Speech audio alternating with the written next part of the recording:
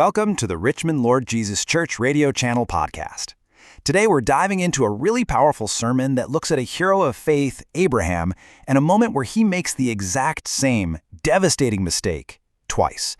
So how did this happen? And maybe more importantly, what does it mean for us? So right off the bat, here's the puzzle we're trying to solve.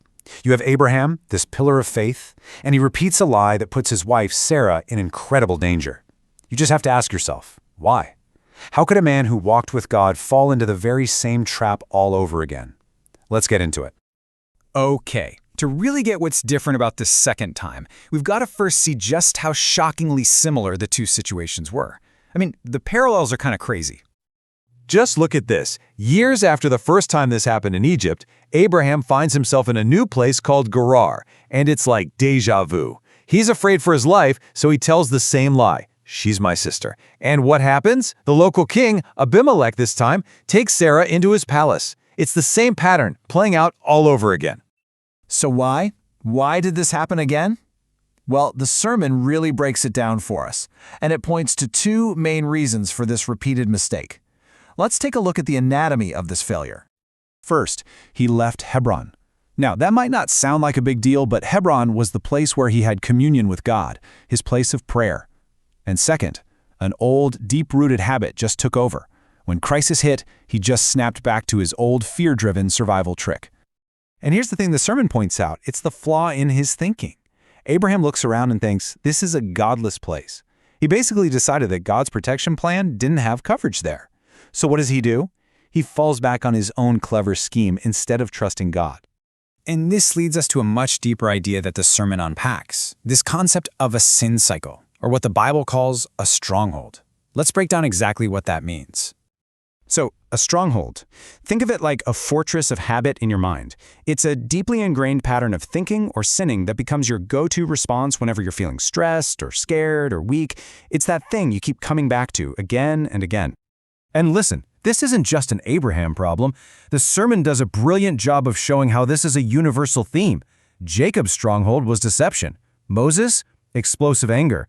For David, it was a loneliness that led to lust. And Samson, well, his cycle was giving in to his desires. We all have them. And that leads to this really crucial point from Pastor Kim. Do not recycle the sin cycle. The goal isn't just to manage it, it's to break it. All right, now this is where the story takes a fascinating turn. Because while Abraham's mistake was identical, God's response this time around was completely different. This is the moment where everything pivots. So God steps in. He appears to King Abimelech in a dream.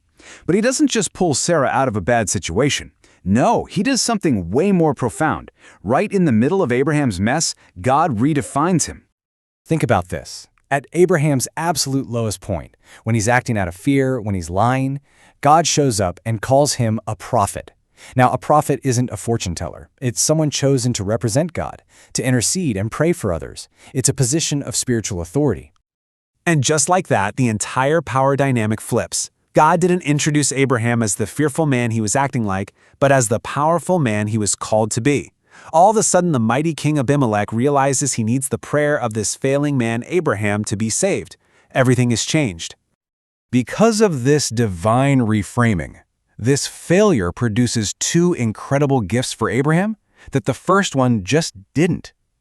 This is where the mistake gets turned into something amazing. So gift number one, grace. Pure and simple. Instead of being punished or shamed, Abraham's deepest flaw is publicly covered by God's intervention through King Abimelech. It's a beautiful picture of unearned favor. And the second gift is a real game changer. For the very first time in his life, Abraham witnesses the tangible, miraculous, undeniable result of his own prayer. Here's how it went down. You have this crisis. Abimelech's household is afflicted. God tells Abraham the prophet to pray for them. He does. And the result? Bam! God heals them. They can have children again. This proves to Abraham, beyond a shadow of a doubt, that he truly is a channel for God's power. The sermon wraps this all up with a beautiful truth.